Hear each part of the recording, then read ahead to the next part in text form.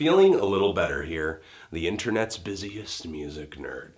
And it's time for a monthly segment, Why Yunoreview, where I not only keep my eyes closed because I'm going to try to nap and talk at the same time, but also I talk about a series of albums in brief that I didn't get a chance to review this past month, so I'm going to talk about them just, again, in brief, right here, right now.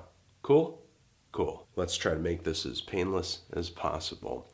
The new Buck Gooter album, The Spider's Eyes. Buck Gooter is an insane man. He's really an eccentric. He's an interesting character. This new album right here is some noise rock, some punk rock, some industrial rock, and there are some interesting song topics on this record. I would recommend checking out the song Sex with a Hornet's Nest. Really anthemic ballad about having sex with a hornet's nest. I guess my issue with this album, though, is that it seemed a little one-dimensional. A lot of the other tracks on this LP kind of had the exact same vibe, but maybe weren't quite as funny or as memorable. But the few tracks on this LP that do stand out for their incredible weirdness are definitely worth a visit with Spider's Eyes. Next, the new Carach Angren album. This is no Fairytale.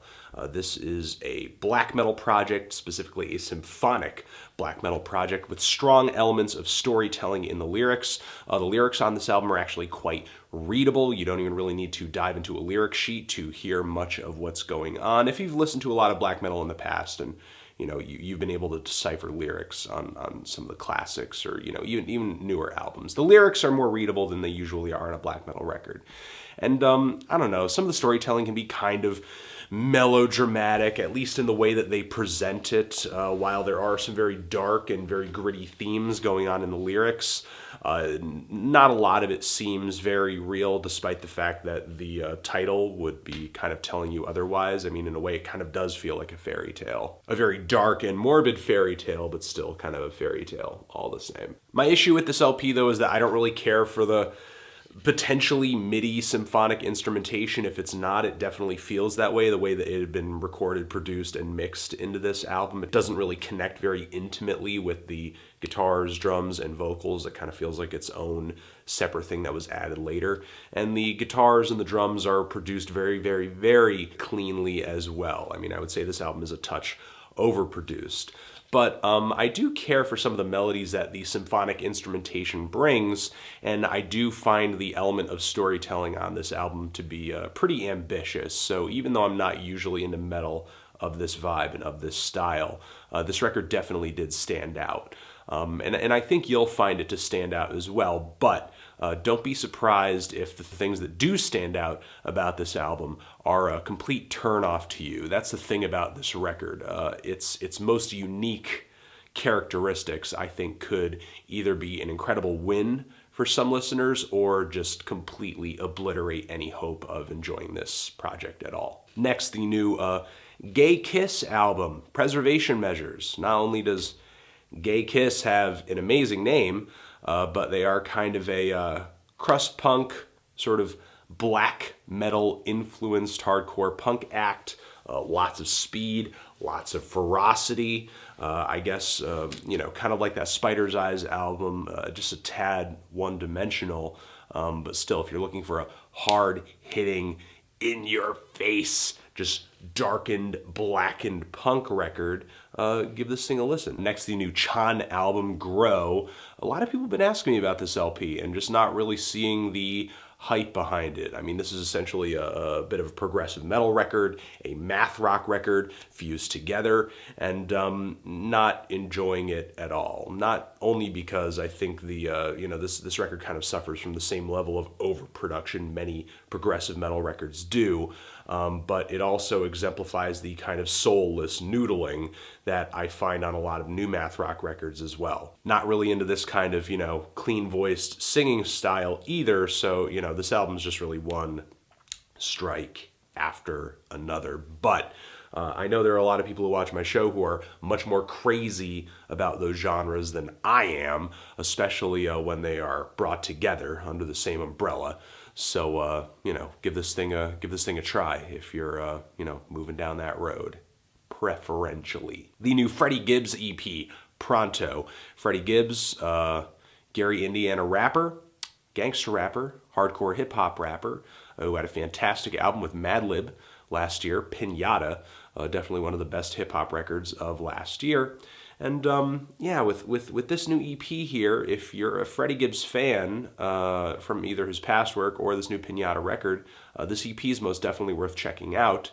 But the instrumentals, if you're looking for more of a Madlib vibe, it's not going to come through on this EP, because the instrumentals, they're cleaner, they're more atmospheric. I wouldn't say they totally go in a cloud rap direction, but they definitely, tip their hat toward that. And Freddie delivers some good verses.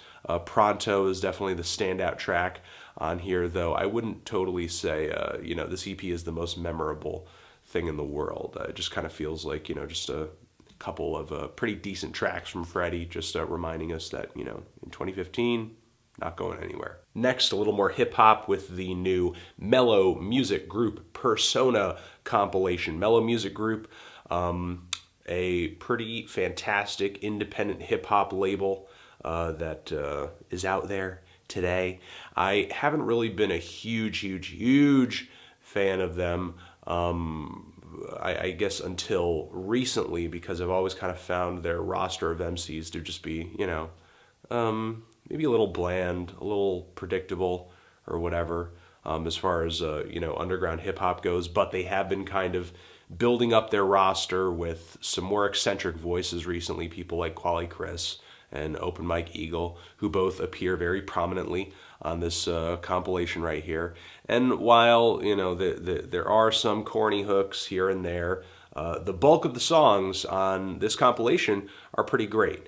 And, if you're unfamiliar with the label and you're looking for some underground hardcore hip-hop or jazz rap hip-hop that has, more of a thoughtful, socially aware edge to it, but, still kind of a straightforward punch, I'm giving you bars, I'm giving you verses, then, give this compilation a listen. It's a solid comp, and I think a good way to kind of dip your toes into the ever-growing discography of this very solid indie hip-hop label. Next, the new Mafia 6 album, Watch What You Wish.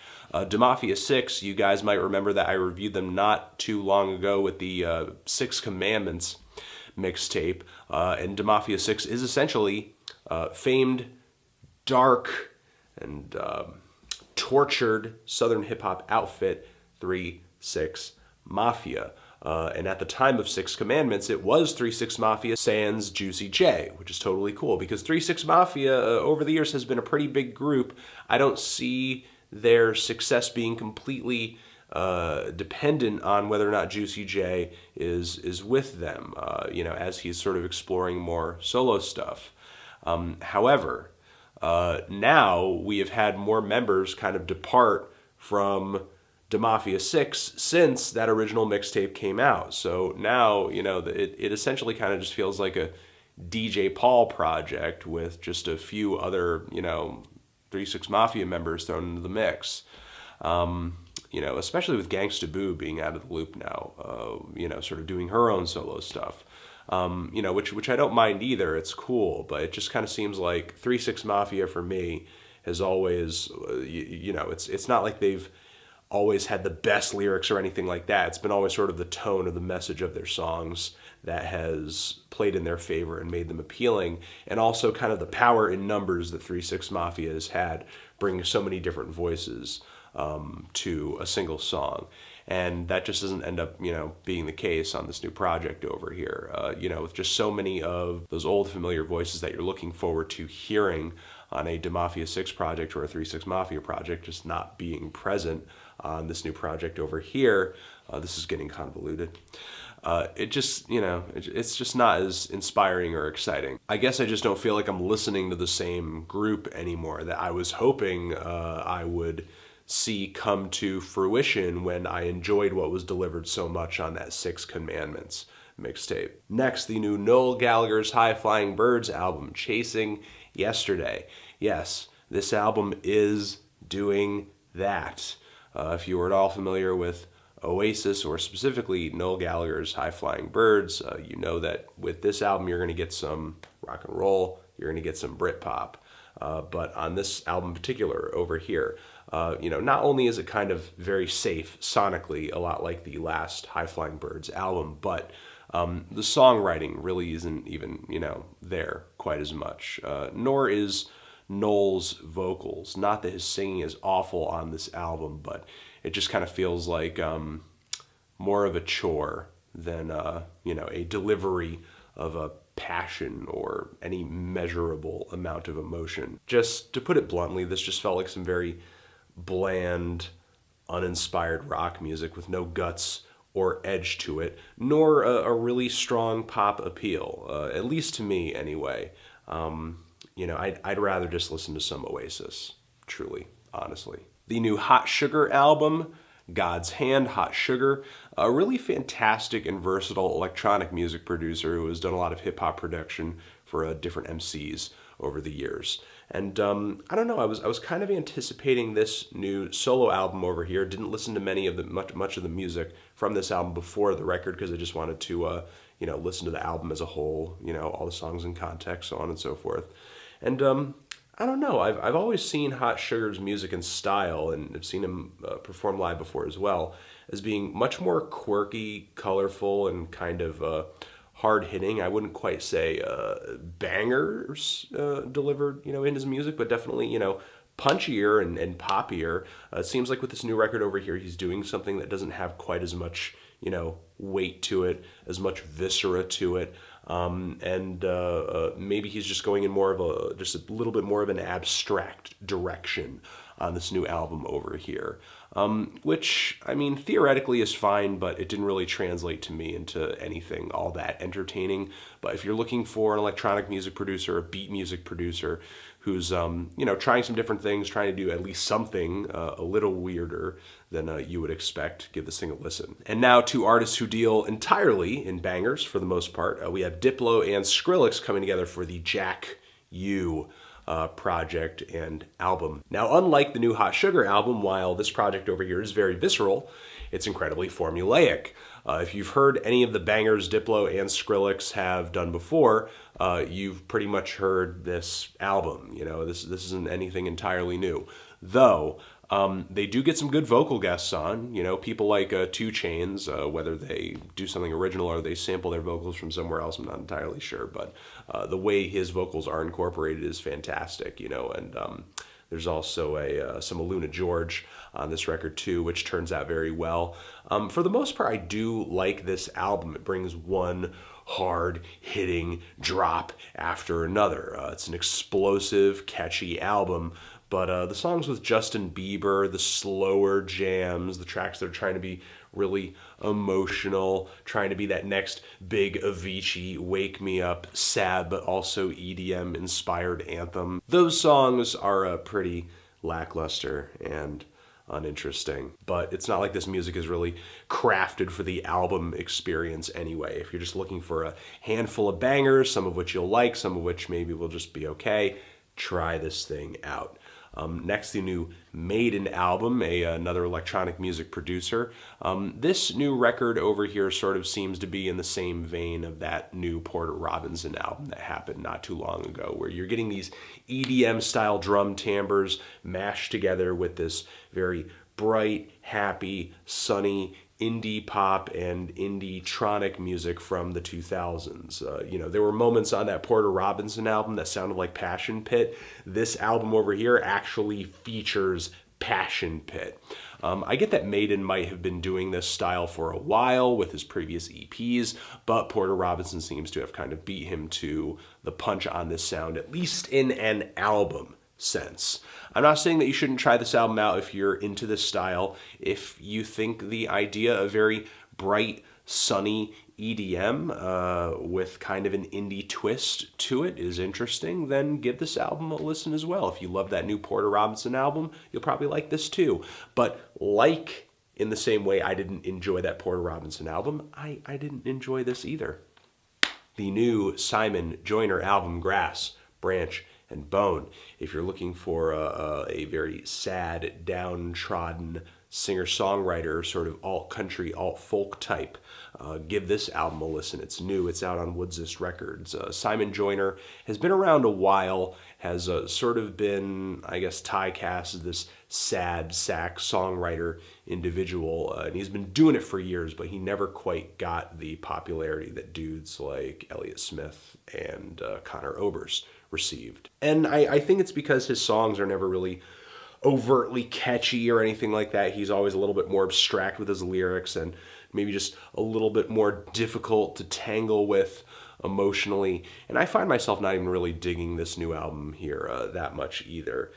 Not that I think Simon Joyner, makes it difficult to enjoy or understand this album, but I'm not really finding the same kind of emotional intensity on this record that I've enjoyed in his past albums.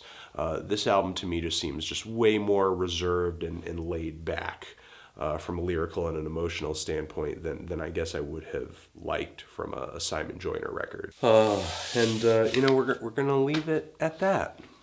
Cool? Cool. Anthony Fantano, Transition. If you've given any of these albums a listen, what did you think of them? Did you love them? Did you hate them? Why? What do you think I should review next? And that's it. Anthony Fantano, Why You Know Review, forever.